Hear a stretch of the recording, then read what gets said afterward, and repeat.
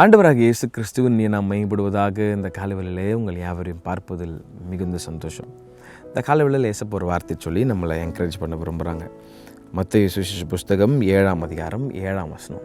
Sunday ஸ்கூலில் வந்து எல்லாருக்கும் தெரிஞ்சது தாங்க. மத்தேயு 7:7ன்னு குழந்தைய கேட்டால் கூட தெரியும்.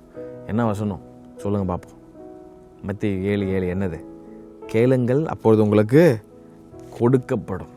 பியூட்டிஃபுல்லாக ஆண்டவர் ஒரு காரத்தை தம்முடைய பிள்ளைகளுக்கு சொல்கிறாரு. கேளுன்றார்.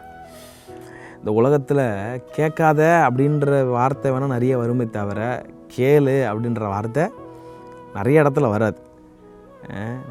வராது. ஒரு சின்ன குழந்த ஒரு வீட்டில் வளருதுன்னா குழந்தை கேட்கும்போது வாங்கி கொடுத்துருவாங்க. ஆனால் அந்த குழந்தை வளர ஐயோ இந்த குழந்தை இந்த பர்த்டேக்கு என்ன கேட்க போகுது, செலவு வேறு இவ்வளோ பயங்கரமாக வச்சிட போகுது, யார் இது அப்படின்னு சொல்லிட்டு ஒரு பெரிய ஒரு கொஷின் தான் இருக்குமே தவிர மனப்பூர்வமாக கேளு நான் கொடுக்குறேன் அப்படின்னு யாருமே சொல்ல மாட்டாங்க. உலகத்தில் எப்படிப்பட்ட ஆட்களாக வேணா இருக்கலாம். கேளு நான் கொடுக்குறேன்னு ஒரு வார்த்தை எங்கேருந்து வருது? ஆனால் நம்ம படைத்த பரமதகப்பன் ரொம்ப அழகாக ஒரு கமாண்ட் கொடுத்துருக்குறார், ஒரு ப்ராமிஸ் கொடுத்துருக்குறார். நீ கேளப்பா, நீ கேட்டால் நான் உனக்கு கொடுப்பேன். ஏன்னா ஒரு அழகான ப்ராமிஸில் இன்றைக்கி நிறைய வாட்டி நிறைய நேரத்தில் நிறைய டைமில் நம்முடைய வாழ்க்கையில் நிறைய கிடைக்கவே மாட்டேங்குது.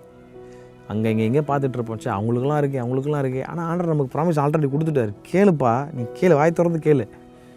Ask and you will receive அப்படின்னு சொல்கிறார் ஆண்டவர்.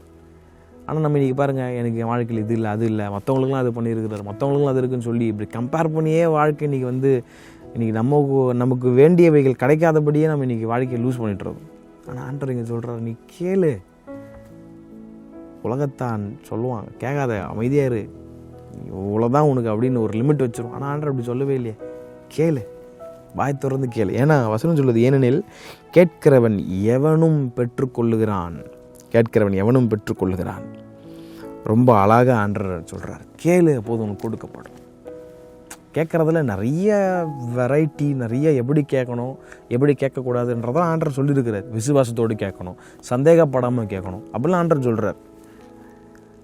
அப்போது இதெல்லாம் தாண்டி இந்த முதல் கமாண்ட்மெண்ட், நீ கேட்கணும். ஆஸ்க் கேளு.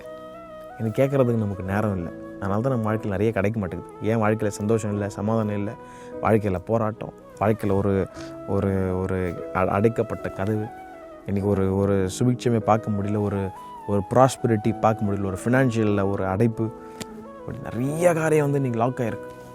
ஏன்னா தப்பு நம்மளுங்க உட்காந்து கொஞ்சம் நேரம் ஆண்டர் சமத்தில் உட்காந்து கேட்குறதுக்கு இன்றைக்கி நமக்கு நேரம் இல்லை. we have become so busy. அங்கே ஓடுறோம், வேலை செய்கிறோம், எல்லாம் பண்ணுறோம், செலவு பண்ணுறோம். ஆனால் உட்காந்து கேட்குறதுக்கு இன்றைக்கி நமக்கு நேரம் இல்லை. சர்ச்லாம் கூட இன்றைக்கி பாருங்கள், மெசேஜ்லாம் கேட்க இன்றைக்கி நேரம் இல்லை. வர்ஷிப்லாம் பண்ண சூப்பர் டைம் இருக்குது. 40 minutes வர்ஷிப் இருக்கும், 1 மணி நேரம் வர்ஷிப் இருக்கும், பாட்டு ஆராதனை எல்லாம் இருக்கும். மெசேஜ் டைம்லாம் அப்படியே சுருங்கி ஃபஸ்ட்டெல்லாம் 2 மணி நேரம் பேசினா கூட உட்காந்து கேட்குற நாட்கள்லாம் இருந்துச்சு. இப்போ அதெல்லாம் போய் கோவிடுக்கு அப்புறம் அப்படியே சுருங்கி 1/2 20 minutes message, 15 minutes maximum half an hour மேலே தாண்டினாலே வாட்ச் பார்க்குற டைம் ஆகிடுச்சு. கேட்குறது இன்றைக்கி நமக்கு யாருக்குமே இன்ட்ரெஸ்ட் இல்லை. இன்றைக்கி பாருங்கள், இன்றைக்கி சோஷியல் மீடியா கூட இன்றைக்கி டெவலப் ஆயிடுச்சு. எப்படி டெவலப் ஆயிடுச்சு?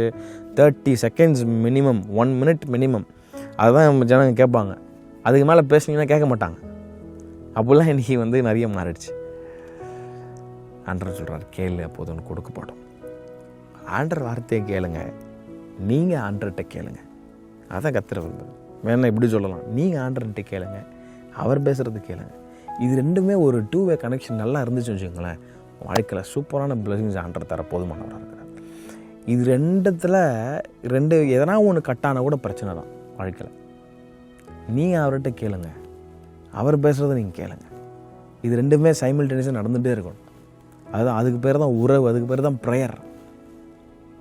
Come to God, come to his presence and ask him. நிறைய கேட்காம இருக்கிறோம். அது தேவையானது கேட்குறத விட்டு இன்னும் நம்ம கேட்டுட்ருக்குறோம்.